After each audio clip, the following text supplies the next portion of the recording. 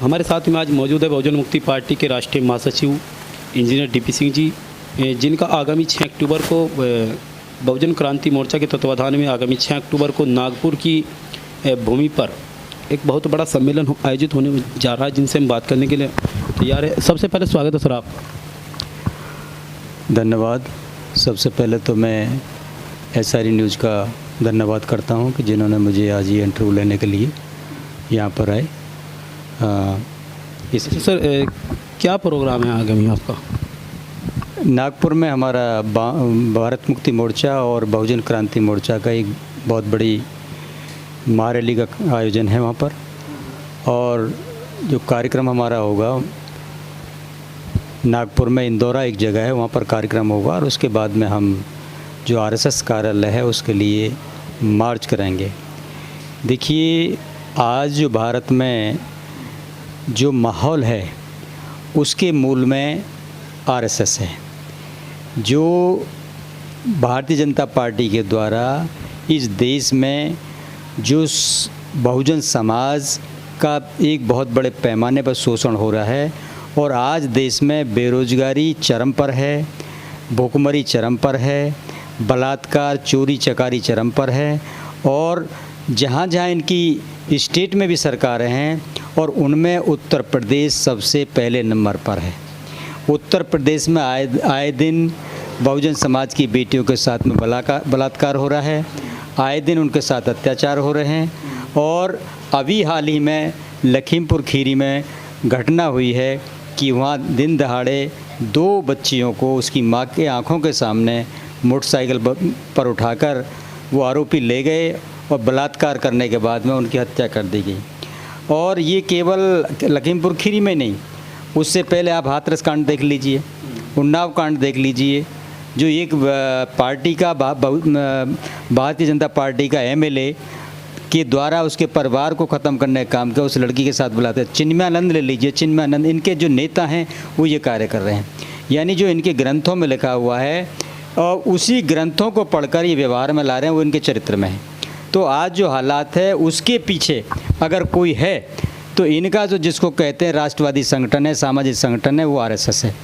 क्योंकि गंदगी को बार बार सफाई करने के बजाय जो गटर है जहाँ से गंदगी निकल रही है उसके मुंह को बंद कर दिया जाए, ये हमारा मकसद है। इसलिए हम नागपुर में एक बहुत बड़ी रैली होने जा रही है, और इसके लिए हम पूरे समाज, जो हमारा समाज एक तरह से जो बिल्कुल नर्वस हो चुका है और उसको लगता है कि अब कुछ होने वाला नहीं है, हम अपने समाज में एक ऊर्जावान बनाने के लिए और ये दिखाने के लिए कि आज भारत में RSS के खिलाफ कोई बोलने के लिए तैयार नहीं है, ना कोई राजनीतिक पार्टी बोलने के तैयार है, ना ही कोई सामाजिक धार्मिक संगठन बोलने के लिए तैयार है।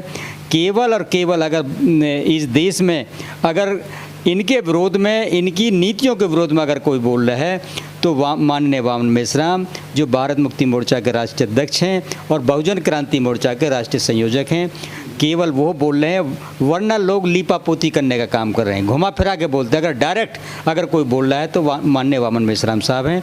माननीय वामन मेश्राम साहब के नेतृत्व में नागपुर में एक बहुत बड़ा कार्यक्रम होने जा रहा है, और उसमें मैं समझता हूँ कि वहाँ कम से कम 1.5 लाख, हमारा अभी 2022 में 1.5 लाख लोगों को ले जाने का कार्यक्रम है, लेकिन वहाँ पर कम से कम 1.5 लाख लोग इकट्ठे होंगे।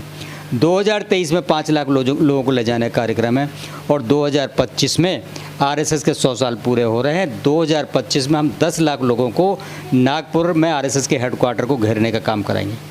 सर, जैसे कि आपने बताया कि हमारी 6 अक्टूबर को बहुत बड़ी रैली होने जा रही है नागपुर की धमभूमि पर, तो जैसे कि आपकी एक रोहतक के अंदर भी वामन मेश्राम साहब का आपने नाम लिया, उनकी भी एक रैली वहाँ पर होने लगी, लेकिन कुछ लोगों के द्वारा विरोध करने के कारण वो रैली वहाँ से स्थगित कर दिल्ली के अंदर कर दी गई। कहीं ऐसा तो नहीं हो सकता?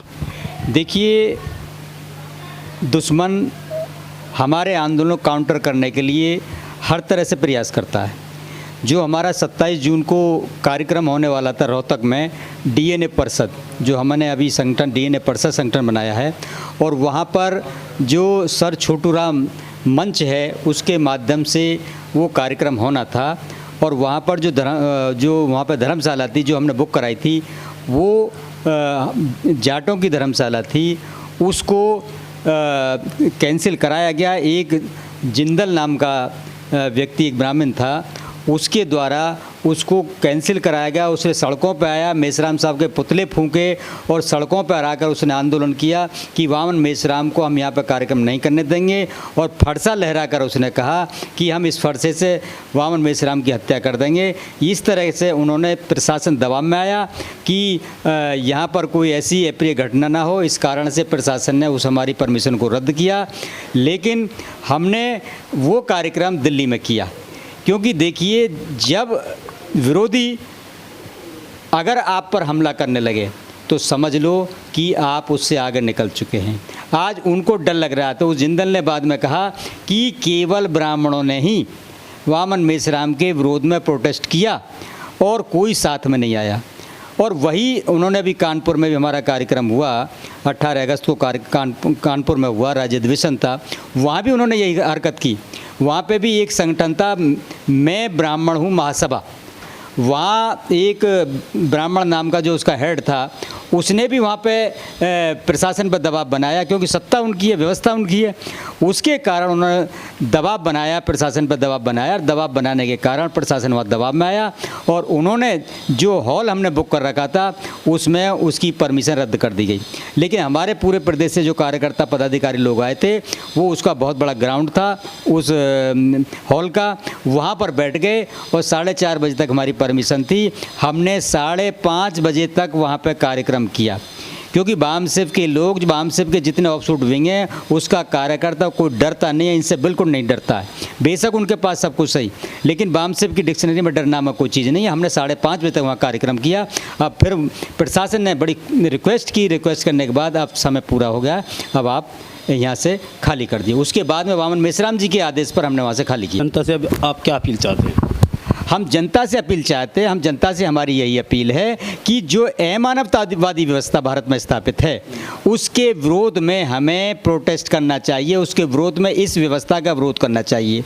क्योंकि संविधान भी कहता है कि मानव समान है, संविधान कहता है कि सबको बराबरी का अधिकार मिलना चाहिए, सबको जिसकी जितनी संख्या है उसको उतनी हिस्सेदारी मिलनी चाहिए, ये संविधान भी कहता है। और हम जनता से, देश की जनता से, देश के लोगों से यही अपील करना चाहते हैं कि एक मानवतावादी विचारधारा को इस देश में स्थापित करने के लिए और जो अमानवतावादी विचारधारा उसको उखाड़ फेंकने के लिए इस देश में काम करें। यदि इस देश का भला चाहते हैं, इस देश की जनता का भला चाहते हैं, यदि इस देश को विश्व की महान शक्ति बनाना चाहते हैं, तो बुद्ध के विचार को यहाँ पे स्थापित करना होगा, जो मानव समान का विचार है और सबको समानता का अधिकार मिलना चाहिए, समता, बंधुत्व, इस पर आधारित विचारधारा होनी चाहिए। इसके लिए हम नागपुर का भी जिक्र किया था आपने, वहाँ पर कुछ कार्यक्रम है। देखिए नागपुर में जो हमारा 6 अक्टूबर का कार्यक्रम है, 6 अक्टूबर का कार्यक्रम यही मैसेज देने के लिए कि इस देश में जो 85% बहुजन समाज है वो भी इंसान है, क्योंकि उसको जो अधिकारों से निरंतर वंचित करने का इनका कार्यक्रम चल रहा है, चाहे ऑफिस ले लीजिए, चाहे आम जीवन में ले लीजिए, कहीं भी ले लीजिए। अब जहाँ भी ये बहुजन समाज का इनको आदमी दिखाई देता है, उसे अधिकारी से वंचित करने के लिए, उसका जो मौलिक अधिकार है संविधान में, उसे वंचित करने के निरंतर प्रयास करते हैं। और यही मैसेज देने के लिए हम नागपुर में जा रहे हैं। और जहां से आरएसएस इस देश की व्यवस्था को चलाने का अगर कोई काम कर रही है, इस देश की सत्ता को अगर कोई चलाने का काम कर रही है, तो आरएसएस कर रही है। तो हम पूरे देश में, पूरे समाज में इसको एक इंटरनेशनल खबर बनाना चाहते हैं। उसके लिए हम नागपुर में जा रहे हैं। हम वहां पर प्रोटेस्ट करेंगे। कार्यक्रम करने के बाद में नागपुर आरएसएस कार्यालय को घेरने का कार्य करेंगे। मतलब बामसेफ जो है आरएसएस के बिल्कुल एंटी काम करता है। देखिए बामसेफ एंटी क्या, देखिए उनकी जो विचारधारा है एक अमानवतावादी विचारधारा है।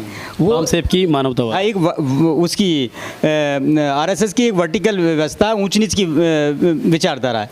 और बामसेफ की एक समानता की विचारधारा है, एक मानवतावादी विचारधारा है, मानव समान की विचारधारा है।